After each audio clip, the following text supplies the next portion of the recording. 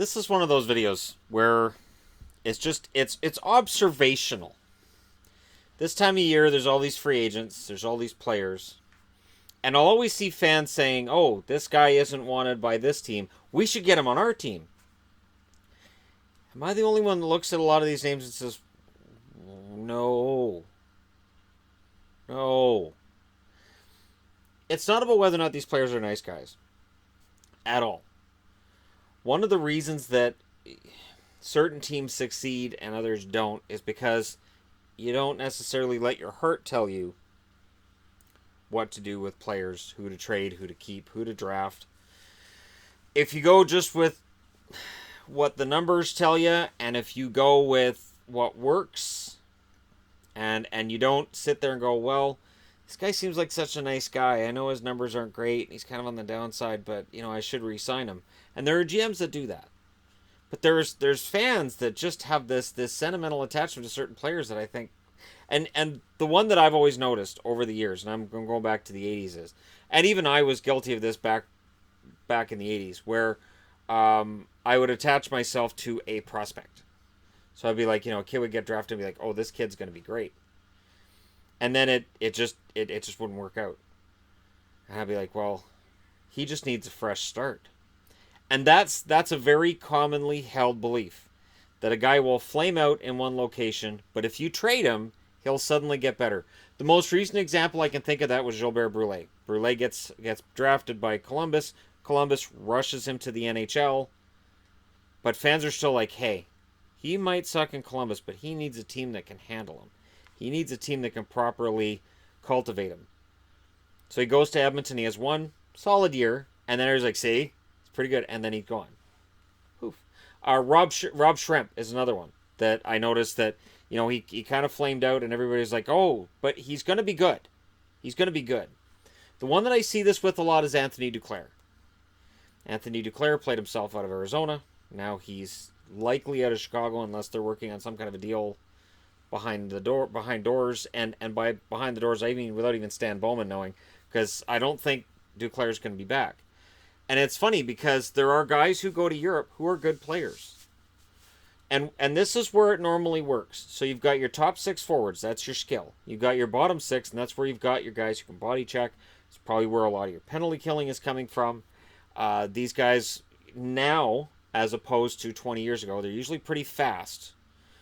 Speed used to just be basically the top 6 thing, and the bottom 6 guys were good defensively, good positionally. But speed wasn't that big a deal. But you still got to have hitting. You got to have some sandpaper in that bottom 6. So when you look at a guy and you go, well, he's not exactly a top 6 forward because he doesn't have the skill of our top 6 guys. But he doesn't really have the grit that we need for the bottom 6. Or he's kind of redundant because of our bottom 6. That's the guy who ends up either in the American League or he goes over to Europe and makes a very good living in Europe. And I could go through the European leagues and probably pull out 15, 20 names of guys that most of us would have thought retired. One of the things why did I do that like Thuffer and Succotash? One of the things that I love to do with NHL games is look through the European leagues and find names of guys that I thought retired years ago. Now with Hockey DB and with all the hockey stuff I look up all the time, I'm less likely to come across guys I thought had retired, but you know what? It'll happen. Happens every year. And it's funny because, again, these are guys who are talented. They're good hockey players. But they're not capable of being a top 6 forward with that amount of skill at the NHL level. And they don't have what you need in your bottom 6. So they end up being played out of the league. It's where you get guys who are career American Hockey League players, or you end up with guys who have a good career in Europe. And definitely I could probably do a very well done look at European players who started out looking for the NHL job and NHL dream and ended up having a very solid career in the European leagues. And it'll get very few views, but as people have found out with my historical videos, views don't matter. Not really. Part of the important thing to do during the summer is evergreen content.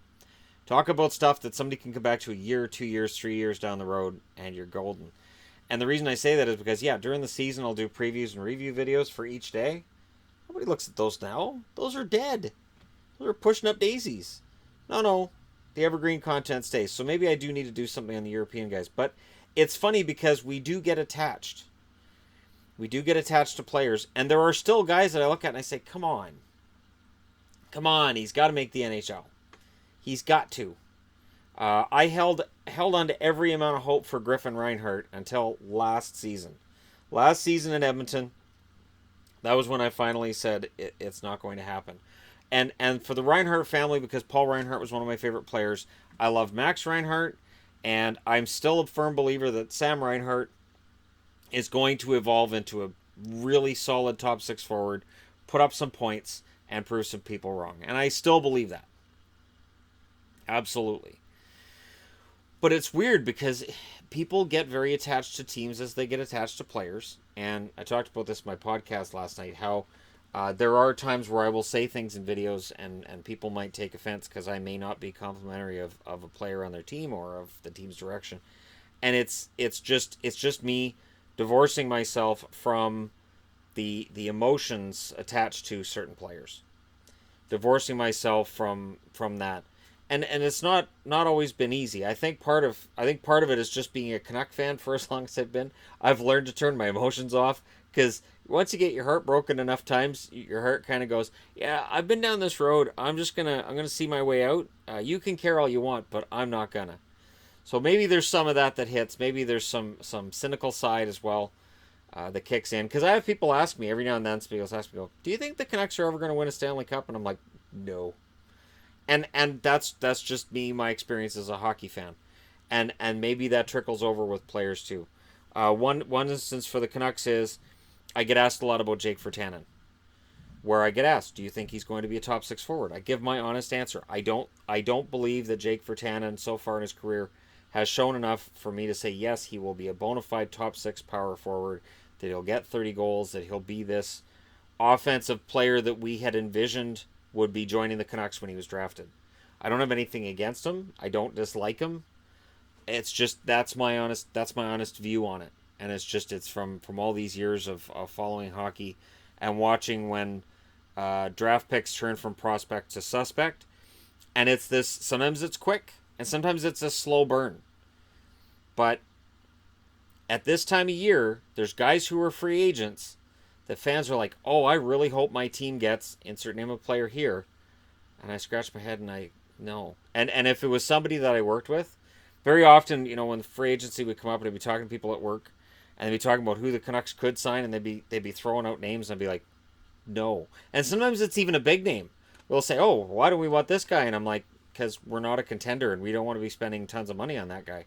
The funniest rumor I remember, and Canuck fans will remember this one, was that Marian Gaborik was going to come to Vancouver and play in Vancouver because he had bought a house in Vancouver and he was good friends with, I believe it was Naslund he was good friends with, and so he was going to come to Vancouver. And it's like, I never bought it, but people got really attached to it and to that idea, and it became, we'll probably be like in the cup race if we can just get Gaborik. And I remember thinking, even if we got Gaborik, we're still not going to win the cup. But again, that may just be the cynic in me.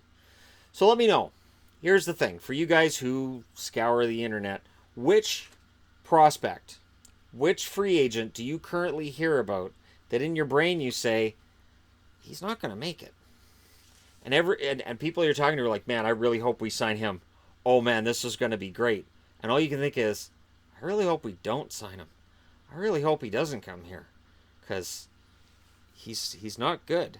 And I remember, when I at my old call center job, and me and my friend Kimber, and that was the way that he would put it, where I would try to apologize and say, well, he had some good moments, and Kimber would just go, no, Shannon, he's not good.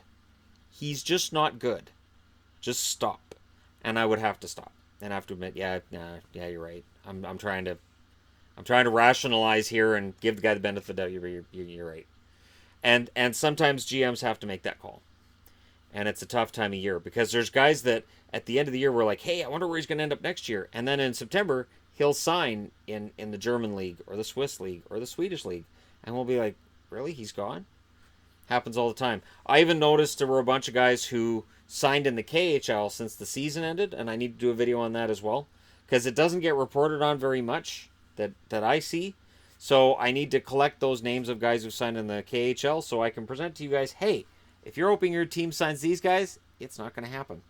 Anyways, thank you guys so much for watching. Again, let me know in the comment section below names that you see that just make you shake your head and go, really? We want him? Why?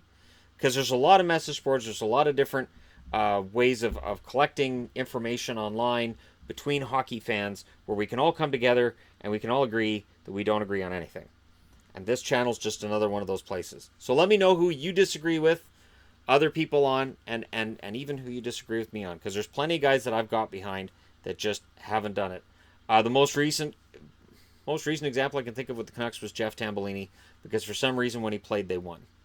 And I was like, just keep putting him in the lineup because they win when he's in the, I know he's not doing anything, but they win when he's in the lineup. Stop making him a healthy scratch. And then they got rid of him, and I'm like, why? Mike Santorelli's another one that I thought was, I really like Mike Santorelli, and his career just didn't go any. And I thought Canucks are going to regret losing him, and then they didn't. Anyways, again, let me know your thoughts in the comment section below. Hit like and subscribe, and I will talk to you guys again soon.